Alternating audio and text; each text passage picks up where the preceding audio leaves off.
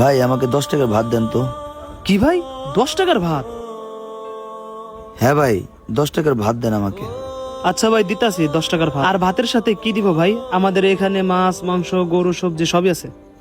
ও আচ্ছা, মাছ মাংস কত খাবার। না ভাই, তরকারি কিছু লাগবে না, আমাকে 10 টাকা ভাত দিলে হবে। বুঝলাম না, তুই আজকেও 10 টাকার ভাত নিতে আইছ? ডেলি ডেলি 10 টাকার ভাত, 10 টাকার ভাত। তোর কি অন্য কিছু খাইবার মন চায় না? 10 টাকার ভাত নেই, যা। ভাই দেন না 10 টাকার ভাত। দেখ, তোর কাছে আমি 10 টাকার ভাত বিক্রি করতে পারবো না। তোর জন্য আমার মহাজনের কাছে কথা শুনতে হয়। 10 টাকার যদি ভাত বেশি, এই তরকারি আমি কার কাছে বেশি? ও ভাই, আজকের মতো আমার 10 টাকার ভাত দেন না ভাই।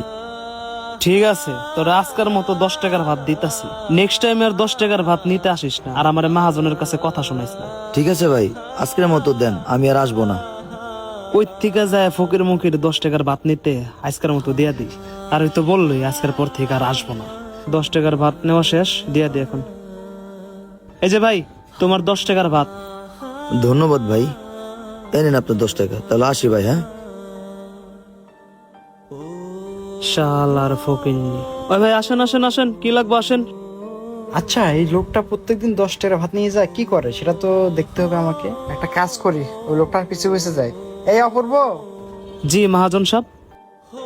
তুমি একটু এই হোটেল দিকে খেয়াল রাখো, ঠিক আছে? আমি একটু বাইরে থেকে আসতেছি, ঠিক আছে?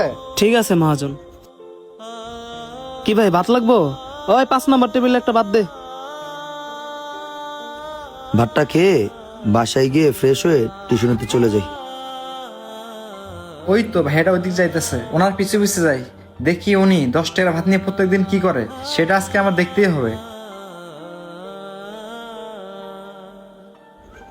না, এখানেই বসে, এখানে বসে ভাতটা খেয়ে নিই। কি যে ক্ষুধা লাগছে, পানির বোতলটা আগে খুলে নিই।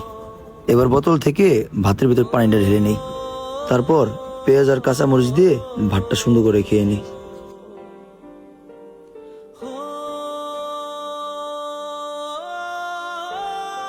বিসমিল্লাহ। হে আল্লাহ, এটা আমি কি দেখতেছি?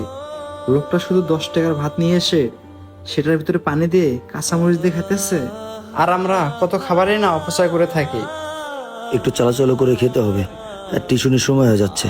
বাসায় গিয়ে গোসল করে আবার টিউশনের জন্য রেডি হতে হবে, তাড়াতাড়ি খাই।